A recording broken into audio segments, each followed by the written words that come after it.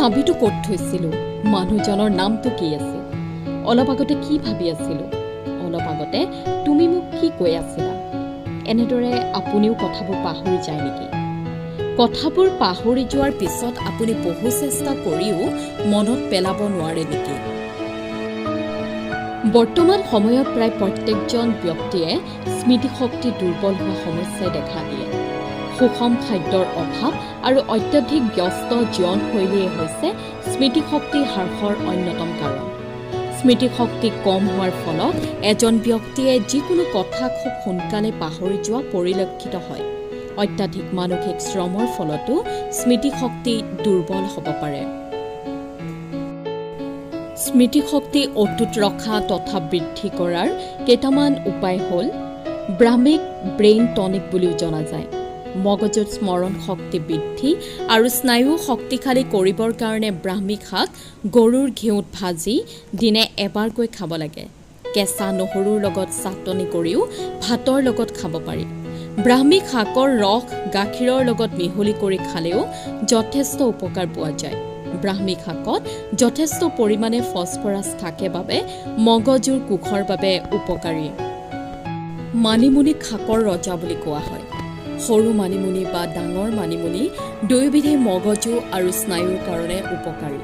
প্ৰতিদিনে মানিমুনিৰ পাত 10খনকৈ চোবাই খালে স্মৰণ শক্তি আৰু স্নায়ু সবল হৈ পৰে। গোমধান এটাৰ প্ৰায় 10 গ্ৰাম বীজ উলিয়াই তাক খুন্দি এগিলাচ পানীত সিজাই সপ্তাহত এদিনকৈ খালে স্মৰণ শক্তি যথেষ্ট বৃদ্ধি হয়। গোমধানৰ বীজৰ গুড়া গাখীৰৰ লগত সিজাই খালে নাইবা গোমধানৰ গুটি চোবাই খালেও স্মৰণ শক্তি যথেষ্ট বৃদ্ধি হয়। 7টা তিয়াই থোৱা বাদামৰ বাকলি এৰুৱাই 4টা জালুকৰ সৈতে বটি 250 মিলিলিটাৰ উতলা গৰম গাখীৰৰ সৈতে মিহলাই দি কিছু সময় গৰম কৰি এচামুচ ঘিউ আৰু 2 চামুচ চেনি মিহলাই ঠাণ্ডা কৰি প্ৰতিদিনে খালে স্মৃতিশক্তি সবল হয়। 15ৰ পৰা 49 দিনলৈ এই গাখীৰ খালে স্মৃতিশক্তি সবল হোৱাৰ উপৰি শৰীৰো শক্তিশালী হৈ পৰে। সেউজীয়া ঘেঁহু পুলিৰ ৰস এচামুচকৈ প্ৰতিদিনে খালে স্মৃতিশক্তিৰ দুৰ্বলতা হ্ৰাস হয়।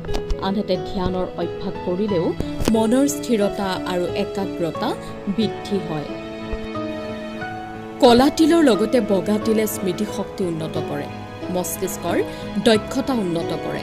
ই মগজুক অধিক সতৰ্ক আৰু একাগ্ৰতা শক্তি প্ৰদান কৰে। তিলত vitamin K, A, C, B6, E, calcium, manganese, iron, zinc, antioxidant আদি উপাদানেৰে সমৃদ্ধ, যি মগজুৰ স্মৃতিশক্তি উন্নত কৰাৰ বাবে অতিকৈ উত্তম। স্মৃতিশক্তি ভাল ৰাখিবলৈ হালধি প্ৰতিদিনে আহাৰত ৰাখিব লাগে। কাৰ্কিউমিন হালধিত পোৱা যায়, যি স্মৃতিশক্তি বৃদ্ধি কৰে আৰু আলজেইমাৰ বা ডিমেনচিয়াৰ দৰে সমস্যা দূৰ কৰাত সহায় কৰে। ই মগজুৰ পৰা এমাইলিড আঁতৰ কৰে, যাৰ ফলত আলজেইমাৰ হয়। অতিৰিক্ত মানসিক অৱসাদ, পাচনতন্ত্ৰৰ বেমেজালি, শাৰীৰিক আৰু মানসিক শক্তিৰ দুৰ্বলতা আদিসমূহৰ বাবেও আজিকালি প্ৰায় স্মৃতিশক্তি হ্ৰাস পোৱা দেখা যায়।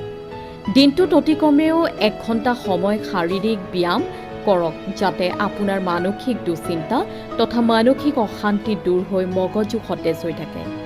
এইসমূহ উপায় অনুসৰণ কৰিলে কিছু পৰিমাণে স্মৃতিশক্তি বৃদ্ধি পাব।